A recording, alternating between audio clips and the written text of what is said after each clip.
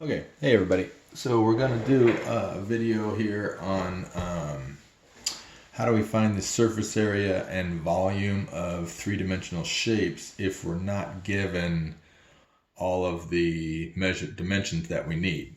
So if you remember, we talked about before that if I'm trying to find the surface area of a shape, I need to have been given or be able to calculate the slant height of that shape. If I'm talking about pyramids, today's gonna be talking only about pyramids. That's the only time this comes into play.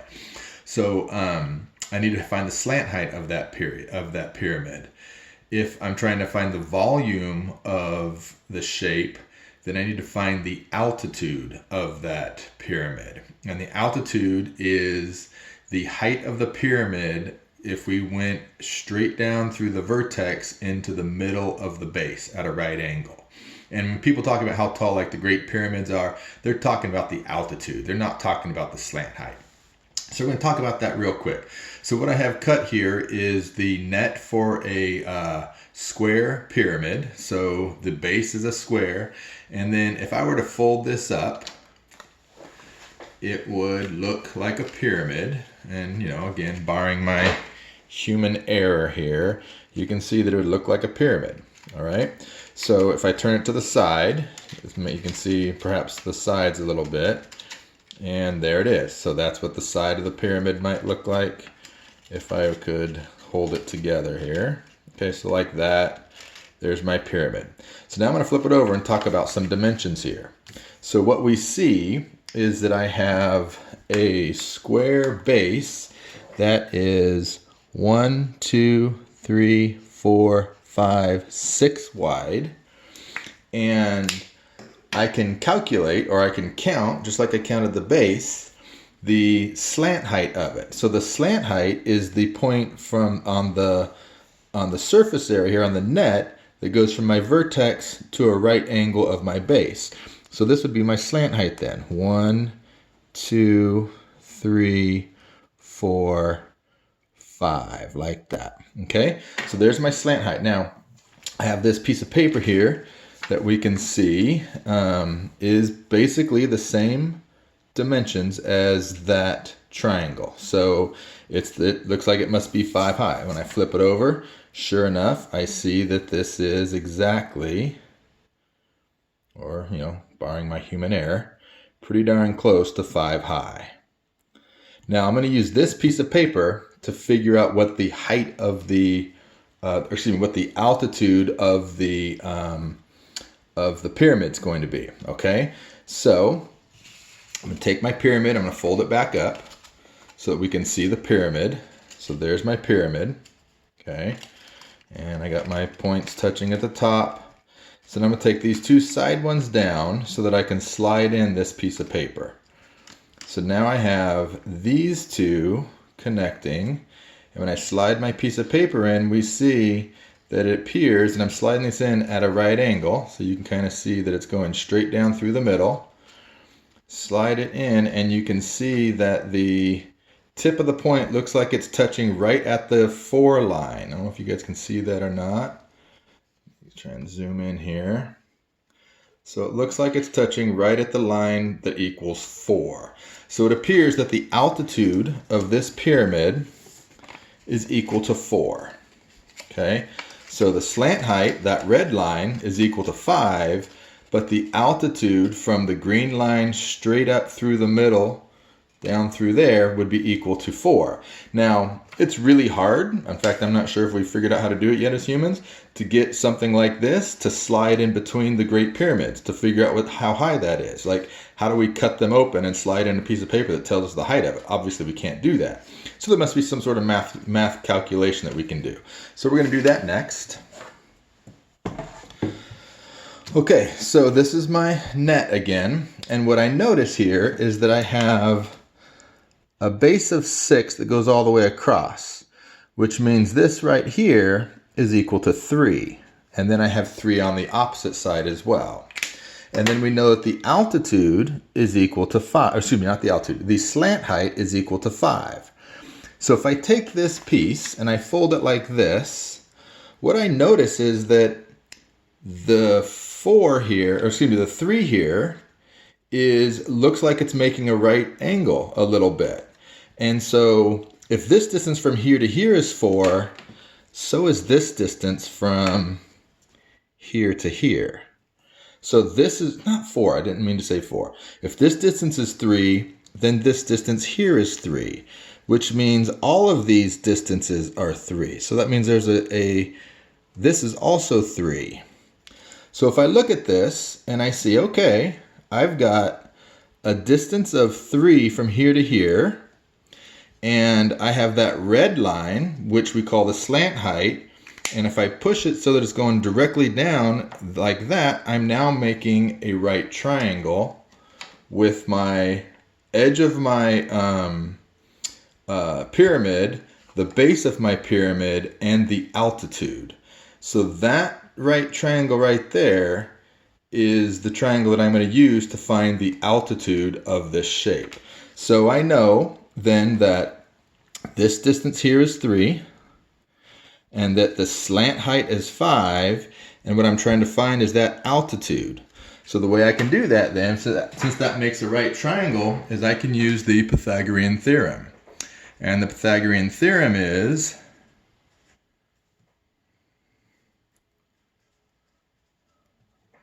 you probably remember it as a squared plus b squared equals c squared.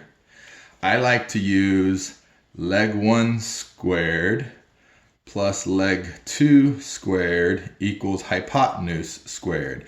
And the reason I like using that is because there's no connection to A, B, and C and then the parts of a triangle.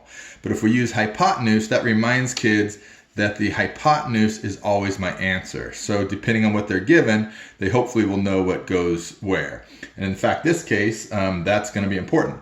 So the 5 that I have here is actually my hypotenuse. So it's going to be 5 squared here. And then my leg 1, my base, is 3. So leg 1 is 3 squared. And what I'm actually looking for is leg 2 squared. I'm looking for the height of this triangle. So that's my leg 2 squared. So okay, so now I can do the math. And I get 3 squared equals 9 plus L squared equals 25. Then I subtract 9 from both sides, and I get L squared equals 16. And then my last step is to take the square root of both sides, and the square root of L squared gives me L. All that does is eliminates the square, and the square root of 16 equals 4. And if we recall, when we did this with the piece of paper, that the exact height of this pyramid was actually at 4, and now we just did a mathematical calculation. So the altitude equals 4. So what might happen sometimes is you might be given some measurements, but they're not the ones that you need. And so you may need to use the Pythagorean theorem to find either the slant height or the altitude, depending on which type of volume or surface area you're trying to find. So let's take a look at what that might look like. Okay, so let's suppose that we have a base, a square base of 10 by 10. And the slant height equals 13. And so what we want to try and find is the altitude. Okay? So the square base is 10 by 10. So I'm going to draw that real quick. Here's my 10 by 10. That's 10, and that's 10. And then here is my triangular side, and from here to here is 13. And remember, that part there is the hypotenuse, because when I fold it up, it's going to be the hypotenuse. So the distance that I'm going to be using for my Pythagorean theorem is going to be this far. Because it doesn't go all the way across the 10, it goes right to the middle of my base. And so if the whole side is 10, then this side must be 5. So the triangle that I'm using is going to be a green base of 5, the slant height, which was 13, and then the altitude is what I'm trying to find. So that's my x. Okay, so there's my, that's this drawn over here. So I have a base of 5, the slant height is my hypotenuse of my triangle, and then the altitude makes the right angle right in here. So now I can do the Pythagorean theorem. So Pythagorean theorem is L1 squared plus L2 squared equals hypotenuse squared. My L1 is 5 squared. I don't know my L2 squared, so I'm just going to leave that L squared. And then my hypotenuse is equal to 13 squared. So I've got 25 plus L squared equals 169.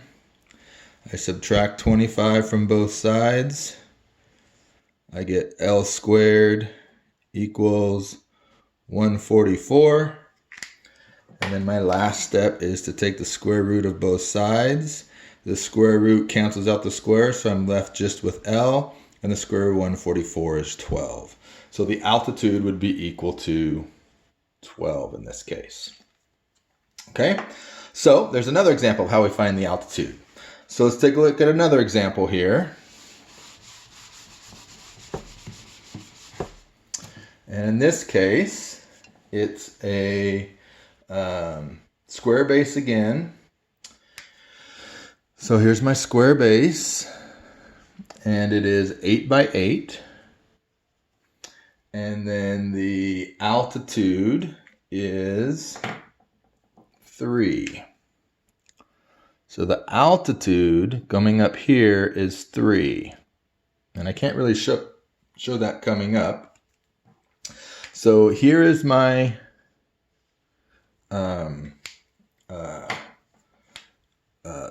the part of my net. And so the base is 8 by 8. The altitude is 3. And I'm looking for the slant height. So this time I'm looking for this distance from here to here. And that's my slant height.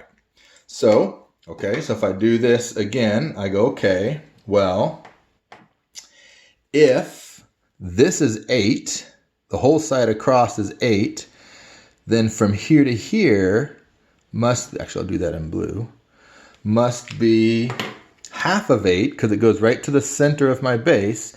So then that distance must be 4. So now if I draw my triangle so that we can see it a little bit better, I have an altitude of 3. That's the height of the pyramid. And then I have a base here, which is half of 8, so that's 4. And then what I'm trying to find is that side there. So that side there obviously is the hypotenuse. So this time I'm going to use the Pythagorean theorem, but I'm going to have different sides given. So I'm going to have L1 squared plus L2 squared equals hypotenuse squared. And this time my L1 is 3 squared. And my L2 is 4 squared. And my hypotenuse, we don't know, so that's going to stay h squared. So I have 3 squared is 9, plus 4 squared is 16 equals hypotenuse squared. So 25 equals hypotenuse squared.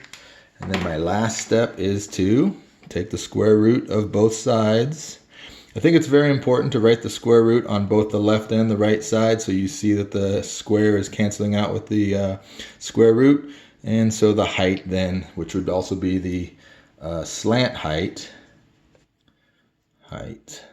is equal to 5. Okay? Okay, so there's a couple of problems where you just find the specific slant height or altitude. So now let's take a look at what if we're trying to find the area, or excuse me, the volume or the surface area of a shape. All right, so here's the question. It says, find the volume, do it in black. Find the volume. So right then, you should be thinking, oh, what do I need? So if we're trying to find the volume, we need to have the altitude. Okay, that's what we need to use for the volume. So if I'm not given the altitude, then you're going to have to find the altitude. You just do some sort of calculation that will allow you to find the altitude. And so the given information that we have is a base of 24 by 24, and we have a slant height of 13. So it doesn't appear that we're given the altitude. Since I'm not given the altitude, that means I need to find the altitude before I can do my volume formula. Okay, so I'm going to draw this real quick because I think it's helpful to draw it. I can see a little bit better. Okay, so there's my base, and I know that this is 24 by 24. And then here is one of my sides. I could draw all four sides, but I don't really need it. I only need to use one side. And I'm given the slant height, which is 13. And I'm trying to find the altitude. I need the altitude. So the altitude goes right to that green dot. See, I'm almost off of the board here. Sorry about that. So this over here, you can't really see it, darn it.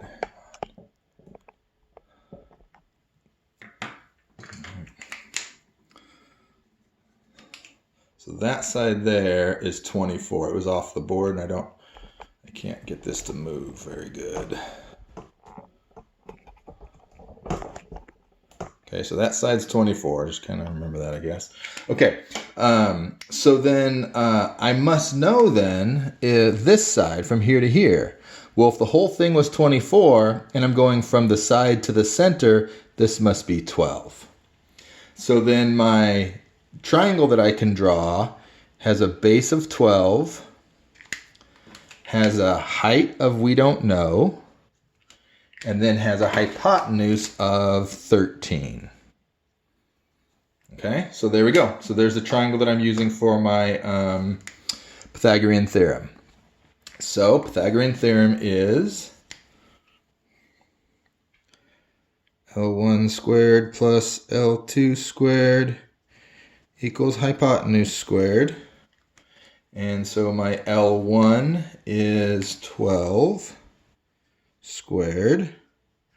My L2, we don't know, so I'm going to leave that L squared. And then my hypotenuse is 13 squared. And you can see why I like the this formula instead of A, B, and C, because a lot of kids will just put the two numbers in for A and B and think they're always solving for C, which in fact, many times they are not. Okay, so now I can solve this, and so 12 squared equals 144, plus L squared equals 169. Subtract 144 from both sides. Oops.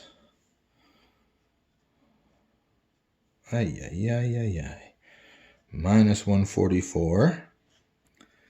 So then on the left-hand side, I have L squared, and the right-hand side, I have 25. And then my last step is to square root both sides. So L is equal to 5. Now, that's the altitude. Okay, that's the altitude. I didn't need to, my answer is not the altitude is 5, because in this case, we're trying to find the volume. So the volume for formula of a square pyramid is volume equals the area of the base times the height divided by 3, or 1/3 the area of the base times the height. So down here, I'm going to say, okay, volume equals, now my base is a square, so that's going to be length times width times height over 3. All right, so my length and my width is equal to, so volume is equal to, my length we said was 24, my width is 24, my height, which is my altitude now, the height is the altitude because it's the height of the pyramid, is 5, and all that divided by 3. All right, so then I just do this calculation here. So I have, the way I would do it is I would do 8 into 24 goes 3 times, excuse me, not 8. 3 into 24 goes 8 times. So then my new problem becomes volume equals 8 times 24 times 5, which to me is equal to 40 times 5. Because I multiplied 8 times 5 to get 4. No, it's not. 40 times 24. Excuse me. Okay. So then I'm going to multiply that out real quick. So 40 times 25, 0, 0, 2, like that. Okay. So volume for this one would be equal to 1,000 cubic units. Okay. 1,000 cubic units, I believe. All right. So, so sometimes we have to find the altitude so we can then find the volume. All right. And we'll do one more.